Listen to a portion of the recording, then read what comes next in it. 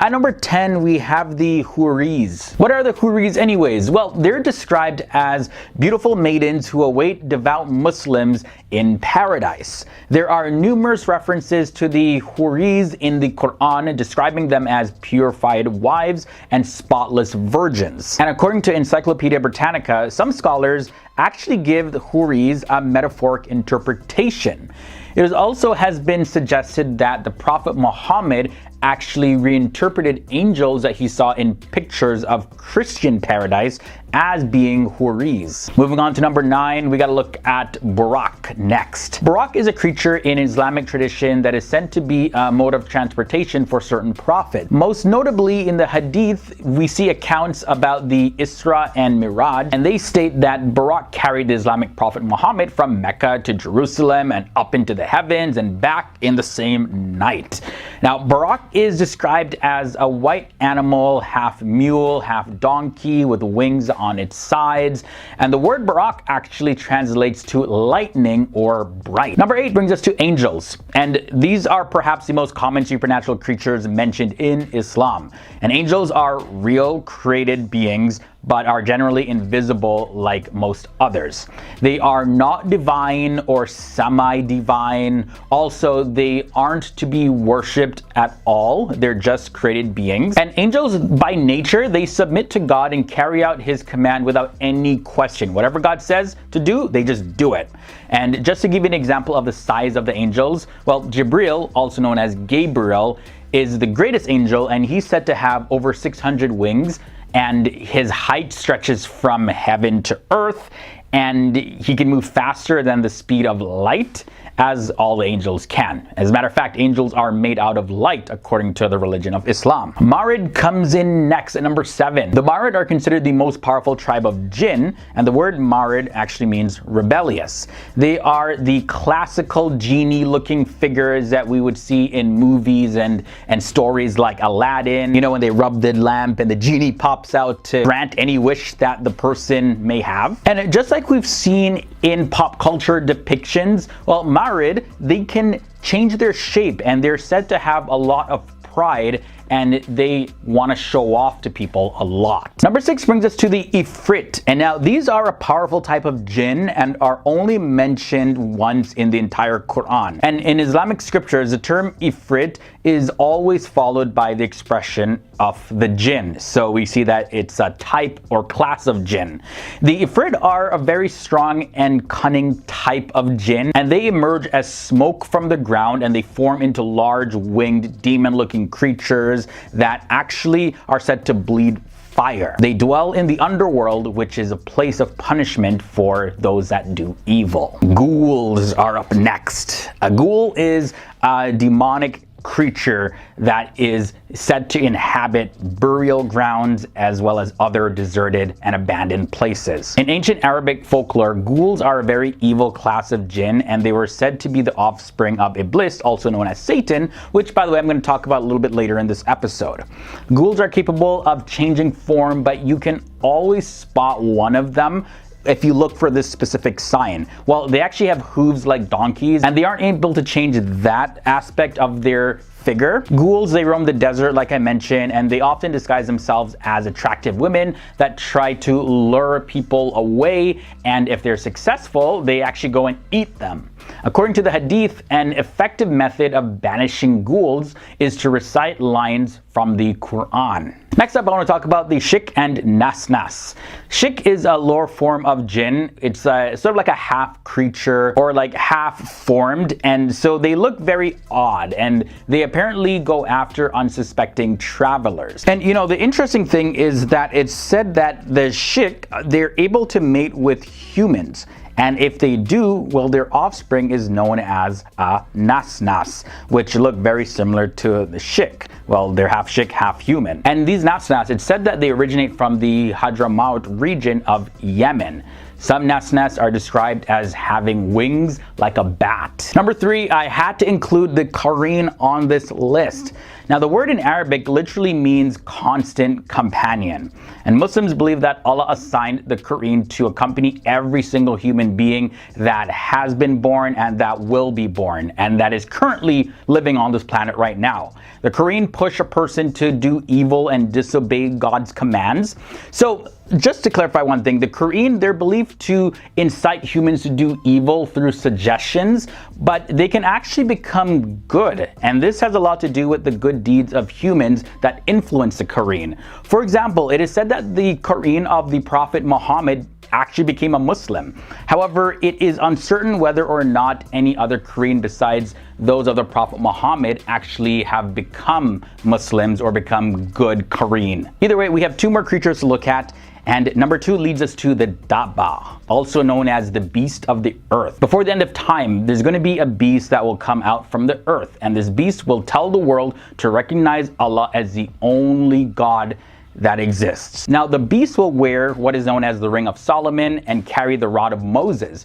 Also, those who reject the message of the beast will have the word infidel written on their foreheads. Now, once the beast appears, it's not going to matter if a disbeliever then becomes a believer, because the time for you choosing your destiny, it's going to be gone. And this is according to a hadith narrated by Abu Hurairah. Now, in the Quran, it says this: "And when the word is fulfilled concerning them, we shall bring forth a Dabba from the earth to speak unto them, because mankind had no faith in our revelation." And that's found in Surah 27 verses 82.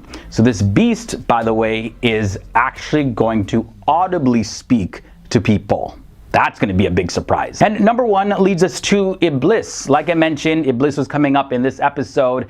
And Iblis in Islam is the personal name of the devil, which is the counterpart of the Jewish and Christian Satan. At the time of creation of the human beings, God ordered all of the angels to bow down before Adam.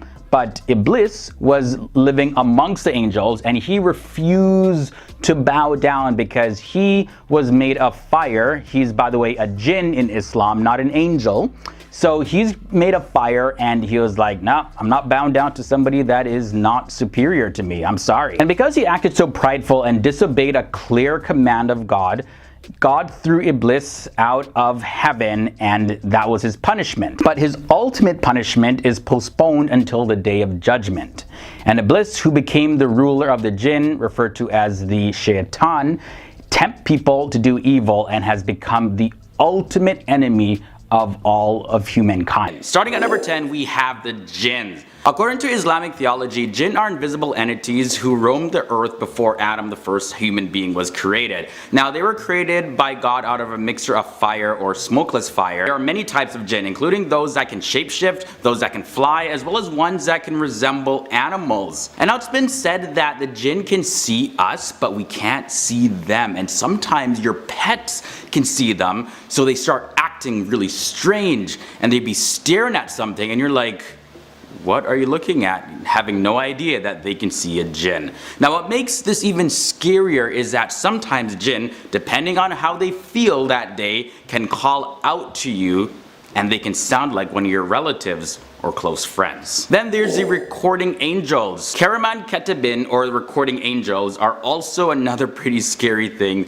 in Islamic belief. Not that the beings themselves are scary, but what they do can sometimes leave a person terrified depending on what they actually do. So let me explain. So there's 2 types of recording angels, and they record everything that a person does. Like, I mean everything, and not just like an overview summary of what they did or said, but really a detailed, in-depth report. It's the ultimate biography. So if you think about it, you just look back into your life at all the bad stuff that you've done, whatever it may be, that Karaman Ketibin angels, yeah, they recorded it, even though you thought no one saw you or thought no one heard you. And that's what makes this earn a spot on this list. Number 8, we have Dajjal. Now, Dajjal is known as the false messiah, so similar to Christian theology, and also known as like a liar or a deceiver. And in the Muslim world, believers say that he will create a lot of destruction by lies and having supernatural powers. Other religions know this as the Antichrist, who will deceive the entire world. Now, not just the fact that Dajjal is believed to be a master deceiver is what makes him creepy, but even the description of him and his appearance can give you nightmares. Like, Dajjal will be blind in one eye. In Islamic tradition, the Prophet Muhammad referred to Dajjal as Al-Awar, which means blind with one eye. Now, the Prophet Muhammad said that Dajjal's right eye would look like a floating grape, and its left eye will be defective in some way. Now, certain Islamic traditions, however, depict Dajjal having one eye, and the biggest fitna, or the testing period in the history of humanity, is associated with Dajjal. Yeah, that's pretty creepy. Next up, we have the Munkar and Nakir. Munkar and Nakir in Islamic belief are two angels who test the faith of people who pass away in their graves. According to Al-As-Sunnah, Munkar and Nakir ask a person who dies who is their Lord and what religion they follow and who is the Prophet. And a believer would answer these questions, but an unbeliever cannot answer them. Now, those who are deemed righteous will say, of course, Allah or God, and mention the Prophet Muhammad is a messenger, and they'll be allowed to rest in peace until the final day of judgment. But those who don't answer or answer differently, or who don't truly believe, will continue being punished like while they're passed away, waiting for the final judgment. Now, it's like that pre-punishment phase. You know, like when you do something really bad and your parents say to you, you know, wait till I get home to deal with you. And you know, that time that you're waiting for your mom or dad to get home to deliver whatever punishment they're going to be delivering, you know, sometimes that period is more punishment than the actual punishment. Now, it may not be that way in this scenario, but the idea that loved ones may not be actually resting in peace can be a pretty scary thought. Next up at number 6, we have the smoke.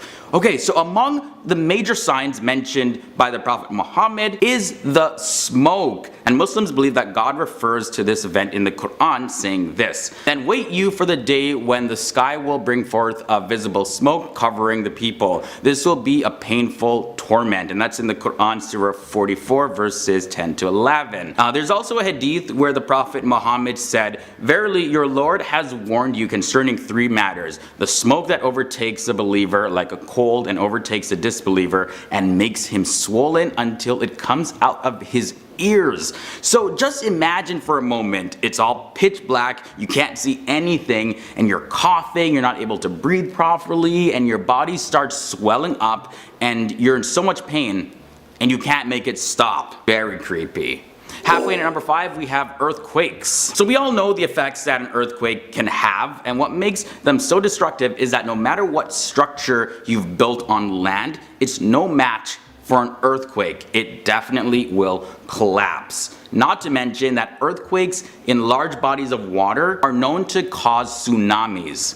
Now, in the Hadith Bukhari volume 9 book 88, it says, "The hour will not be established till earthquakes will increase in number." So when you take a look at the stats, between the 11th century to the 18th century, there have been 64 earthquakes, right? And in the 19th century, there have been 47 earthquakes, and in the 20th century, there have been approximately 319 earthquakes, and then in the 21st century, there has been approximately 380 earthquakes. So earthquakes definitely vary in magnitude, and not all of them are deadly. However, Muslims believe that we are living in the end time signs right now, since the increase of earthquakes is believed to be a major sign of the end in Islam. Yet no one is certain how much more the frequency of earthquakes will increase, or even how much their severity will increase. Okay, moving on down to number 4, we have the angels of death. So let's get into this one. Naziat and Nashitat are 2 classes of death angels that are subordinate to Azrael, who is the archangel of death. Now, these angels are responsible for taking the souls of those who pass away. Naziats are ordered to take the lives of unbelievers by force, and the Nashitats take their life away gently. So the question always is are you going to go swift and painless, or is it going to be slow and painful? That's a creepy thought. Number 3 brings us to Iblis. Now, Iblis in Islam is the name of the devil, which is a counterpart to the Jewish and Christian Satan. Now, he's a demonic creature and he runs wild on humanity to spread evil and misery. And in some cases, the name shaitan is used to refer to Iblis specifically. Now, at the time of creation, God ordered the angels to bow down in obedience before Adam, and Iblis refused, saying that he was better because he was created from fire and Adam was created out of clay. So because he acted so prideful and disobeyed God's commandments, God threw Iblis out of heaven, and his punishment was postponed until the day of judgment.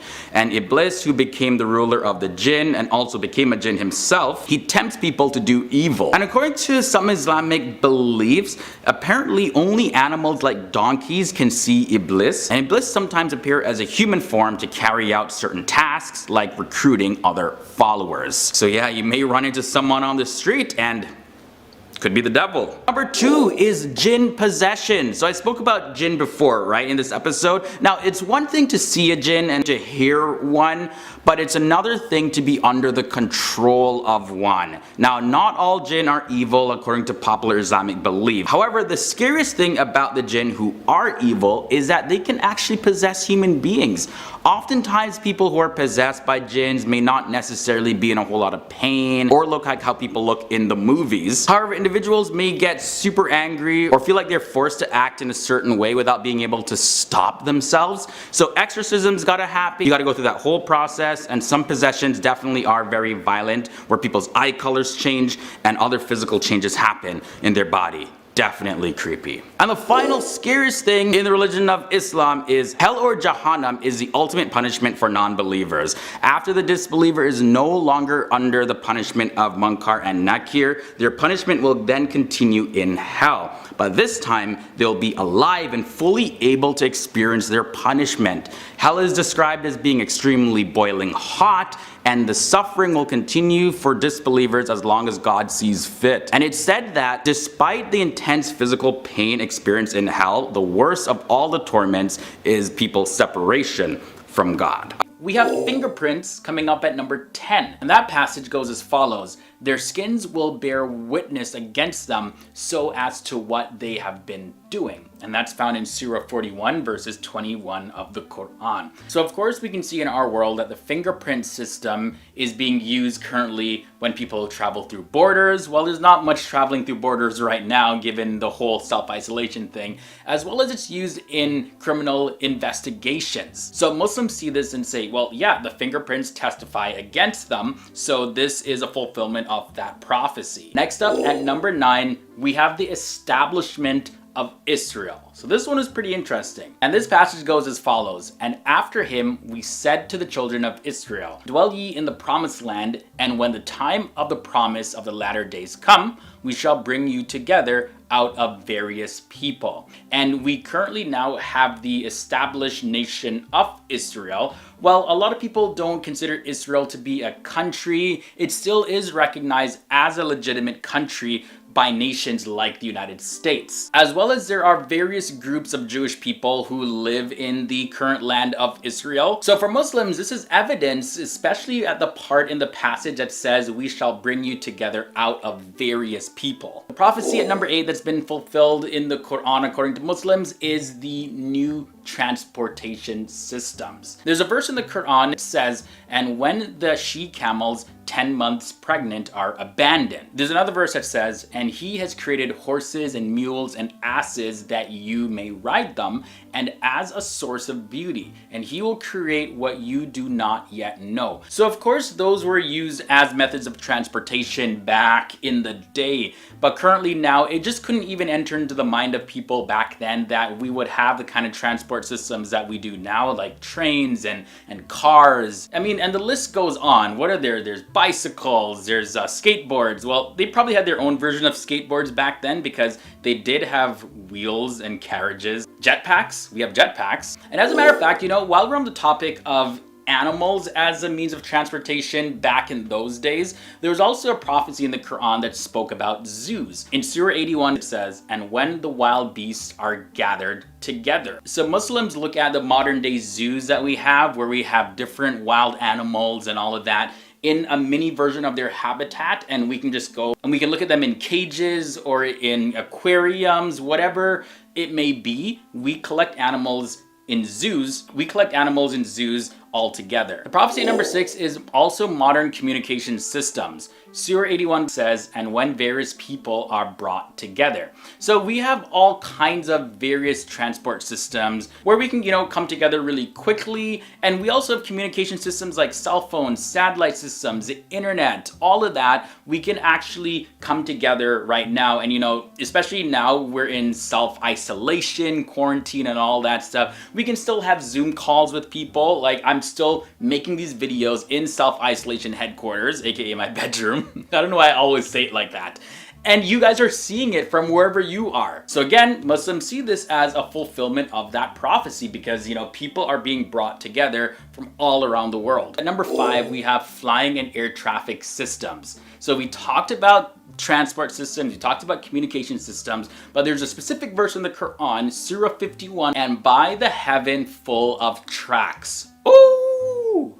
So it's talking about like flying and the whole air traffic system because when airplanes go up in the sky, it's not random. They literally have to calculate the distances or else we would have planes crashing into each other, and that ain't pretty sight. We don't want people crashing, we want people dying. So this verse here in the Quran is seen as being fulfilled with airplanes and the modern air traffic systems that we have set up in our world today. Next up at number 4, we have oceans linked together. This is also a pretty fascinating one. There's a verse that says, and when the rivers are made to flow into each other, and that's in Surah 81. And another verse says, he has made the two bodies of water flow. They will one day meet. Between them, there is a barrier. They cannot encroach one upon the other. And also on top of that, there's a third verse, and that goes as follows, and he it is who shall merge the two seas together, this palatable and sweet, that saltish and bitter, and between them he has presently placed a barrier and a massive partition. Now we do see the linking of oceans today, especially over in Panama and the Suez Canal. So again, Muslims see this as a fulfillment of that prophecy. And there's also pretty interesting info in those verses because yes, actually ocean waters, they do have barriers. They never mix in with each other. I actually talked about that in another video, by the way, so I'll do my best to link to it in a playlist. It's going to be in the card section of this episode, or at the very least, I'll link to it down below in the video description section. That one is 10 surprising things mentioned in the Quran. All right, now let's moving on to prophecy number 3 is women's rights. In Surah 81, and it goes like this. And when the female infant buried alive is questioned about, for what crime was she killed? So of course now in our world today, there are so many different movements fighting for female rights, and women are a lot more empowered than they have ever been before. We have women operating businesses, women who are operating households all by themselves, there's no dad in the picture, as well as women just have an overall sense of more confidence, and they have a louder voice in our world than we've seen in generations in the past. And in this verse, specifically talking about how the female infant is questioned about for what crimes was she killed. It really speaks about females even from childhood that they're actually going to be advocated for. It's like she's killed or something bad happens to her, but really what's this all for? Let's take another look at that. Let's see. Let's examine this. Maybe let's hear what she would have to say before we commit those crimes to her again. I'm no scholar, but that's just what I got from the passage and from the sources that I checked. But anyways, if you have more insight about that specific passage, let me know down below in the comments section. Now moving on to prophecy number 2, genetic engineering. And this is from Surah 4. They will alter Allah's creation. Now it's believed that this prophecy directly relates to things like plastic surgery, genetic engineering, as well as cloning. All things that we see happening today.